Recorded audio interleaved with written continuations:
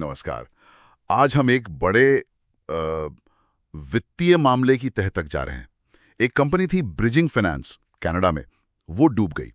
और अब दुनिया की एक बहुत बड़ी audit firm Ernst and young मतलब EY, उन पर 8,500 करोड़ रुपए का मुकदमा हुआ है।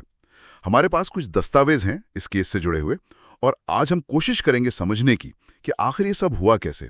मतलब $2 बिलियन से ज्यादा संभालने वाली कंपनी कैसे गिर गई, EY पर इतनी बड़ी लापरवाही का आरोप क्यों है, और सबसे अहम, वो जो 26,000 निवेशक थे उनका क्या हुआ।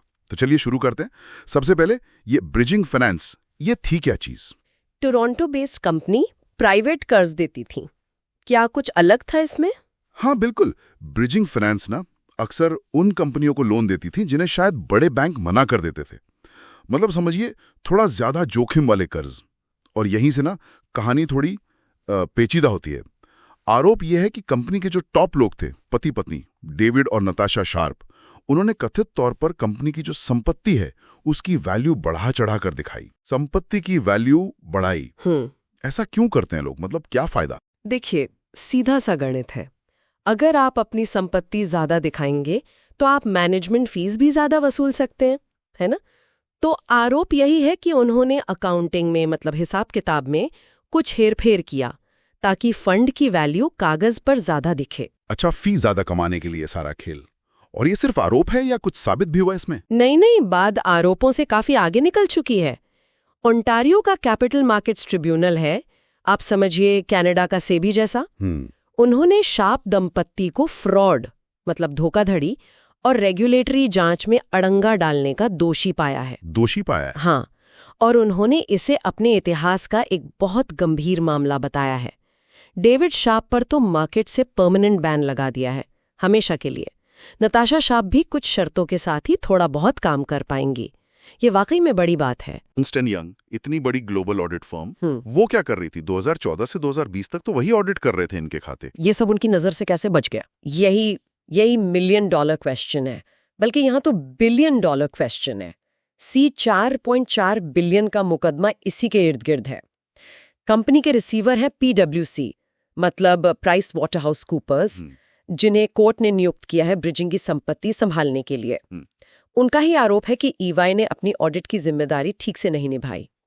PwC कह रही है कि EY ने ब्रिजिंग के फाइनेंशियल स्टेटमेंट्स को क्लीन चिट दे दी, कहा सब ठीक है, जबकि वहां पर खतरे की कई घंटियां बज रही थीं। खतरे की घंटियां? जैसे क्या दिख रहा था ऐसा? जैसे कि एक चीज थी पेमेंट इन काइंड लोन या पिक लोन्स का बढ़ता इस्तेमाल। हाँ, ये वो लोन होते हैं जहां उधार लेने वाला ब्याज कैश में नहीं चुकाता, वो ब्याज भी मूल कर्ज में जुड़ता जाता है। अच्छा। तो कागज पर लगता है कि इनकम हो रही है, लोन ठीक चल रहा है, पर असल में कंपनी के पास कैश नहीं आ रहा होता और रिस्क बढ़ता जाता है। PwC का आरोप है कि EY ने इन PI के लोन्स की गहराई से जांच नहीं की और जो लोन के जोखिम का वर्गीकरण था उसे भी नजरअंदाज किया या कम करके आंका। इन सब चीजों ने मिलकर कंपनी की जो असली खराब हालत थी उस पर पर्दा डाल दिया। मतलब EY ने वो तरीके नजरअंदाज कर दिए जिनसे कंपनी अपनी असली हालत छुपा रही थी। ये तो बहुत गंभीर बात है।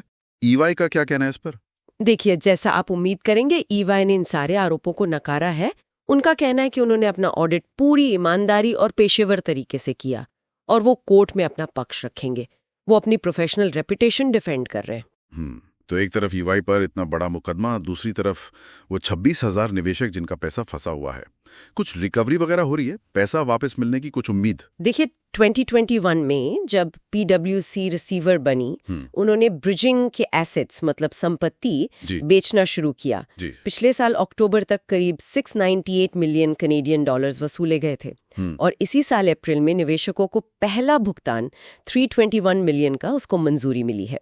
PwC का अनुमान है कि शायद कुल मिलाकर $80 मिलियन तक की रिकवरी हो पाएगी। 880 मिलियन?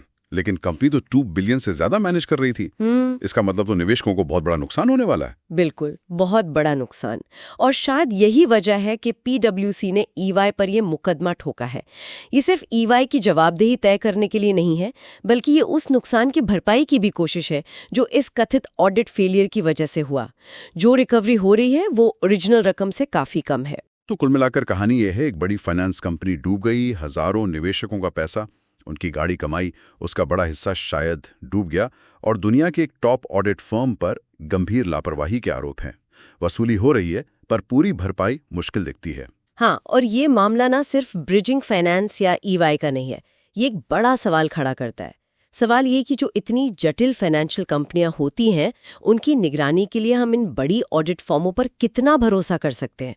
जब वो कथित तौर पर इतने साफ खतरे के संकेतों को नजरअंदाज कर सकती हैं, तो फिर निवेशकों को क्या करना चाहिए? भविष्य में खुद को बचाने के लिए उन्हें किन चीजों पर ध्यान देना चाहिए? क्या सवाल पूछने चाहिए? ये सोचने वाली बात है ना? बिल्कुल, ये वाकई सोचने वाली बात